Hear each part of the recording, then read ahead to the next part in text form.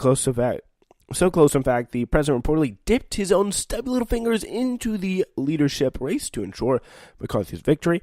He's already at the front of the GOP's A-team. Before he was House Minority Leader, McCarthy served under Speaker of the House as Majority Leader. Well, then we give him a national profile and a taste of party leadership.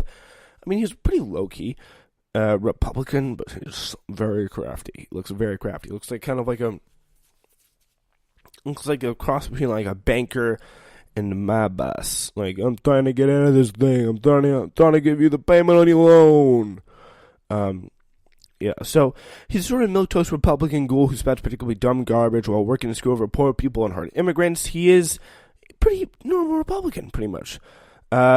He is, in other words, pretty much part of the Freedom Caucus who played whiny spoiler to the GOP's legislative agenda for the past few years.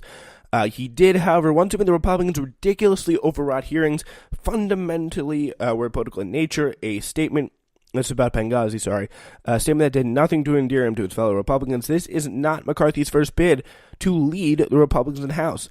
When former House Speaker John Boehner stepped down in 2015, McCarthy was in line to replace him before abruptly dropping out. The day before, North Carolina Representative Walter Jones had written a letter calling for anyone running for a leadership role to withdraw if they had misdeeds. After McCarthy dropped out, Jones admitted that he wrote it because he heard rumors between an affair between McCarthy and Renee Elmers. We reached out to Jones' office for comment, but that'll be interesting to see what they say. So, in any event, McCarthy will be the new House leader. Time is flat circle, and he had an affair. That guy, look at him, he had an affair. He looks like if you melted him. If you made his hair a little bit more brown and you, expanded his face and then melted it, it would be Ted Cruz. He has the same kind of, facial expression. Anyway, so yeah, fun things going on right now to the Texas Board of Education. They're up to some good stuff. The Texas Board of Education met this week among the social studies curriculum for K-12 students in the Lone Star State. Among the major changes so far they've made is the reversal of their decision 2 months ago to axe Hillary Clinton and Helen Keller. They reversed their decision to axe Hillary Clinton and Helen Keller from the history books. And Moses is apparently basically a founding father. SBOE member Marty Rowley, so that seems like it's the Board of Education, says, I see it as more as a study of principles of laws and government institutions. He's for keeping Moses in U.S. government class and someone whose principles of law informed America's founding documents. No. They specifically created a secular society if anyone actually reads the documents. Okay. That's a little rough.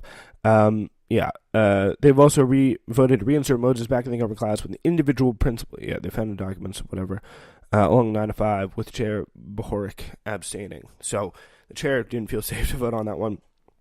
The Moses issue has been kicking around the education board for a while now. The crux of it concerns the fact that back in 2010, the board passed new standards for history books. And those notable section on student expectations are read below as the following. Identify individuals whose principles of law and government institution helped form the American documents. Charles Montesquieu, Moses, William Blackstone, John Locke. And all those other people are okay, but Moses, what? No. I mean, get some Enlightenment thinkers in there, and that is a little strange. In practice, this meant Moses would pop up in the opening sections of American history textbooks, along with phrases like Judeo-Christian values. This led to a widely publicized rift in 2014 over whether American students should learn the actual history of the founding of the United States or they should be fed an alternative conservative history. And by the way, who's talking about indoctrination now? I mean, seriously. And this is religious indoctrination, exactly what is not supposed to happen in our country. So this is, again, blatant hypocrisy by the conservatives' projection in its finest. The reason the board was able to pull this off is pretty simple. Texas State Board of Education is a completely partisan affair with conservative Republicans outnumbering Democrats 10 to 5. So it's not going to work. It's not like Beto O'Rourke voters could just vote them out. But Yeah, so there is that. There is that whole situation worth contending with. All right, finally, probably the best story of the day. Like a racist coyote running repeatedly into a rock wall, half-heartedly painted on the to look like a desert tunnel, Fox News can't seem to be accidentally help promoting Representative-elect Alexandria Ocasio-Cortez. So take a look at this clip, and Alexandria Ocasio-Cortez says,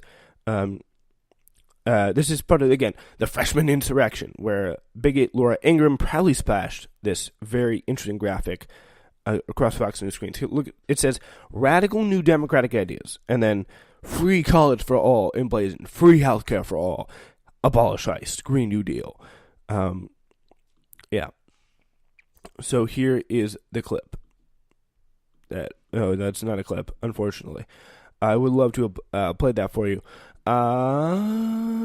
Yeah, that's the freshman insurrection. It's time. But we're not going to play that because there's no specific clip of it.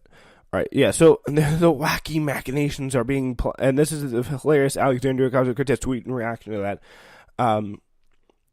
Oh no, they discovered our vast conspiracy to take care of the children and save the planet. Bum, bum, bum. That's so horrifying. Oh my god. Oh my god. That is scary AF. Yeah, so this is apparently 4 horsemen of the apocalypse. You know what, we have a lot of time, so we're gonna play a little bit of some of this show and what it has to offer here. Until I just can't take it anymore. We will continue to move on that front. So, all right. So yeah, that's gonna be. This is Democrats' new congressional class is already turning to be more than what Nancy Pelosi bargained for, and including a story she'll probably get to that we didn't get to that I absolutely love, which was Ocasio going into Nancy Pelosi's office on her first day and actually campaigning for climate justice. I think is what it was, which is pretty cool. Orientation Day on Capitol Hill for new members of Congress. But for Nancy Pelosi and the Democratic leadership, the new class is turning out to be more than they bargained for. Now, check out newly elected Congresswoman Alexandria Cortez. I think she may find her transition from rock star activist to just another member of Congress a difficult one.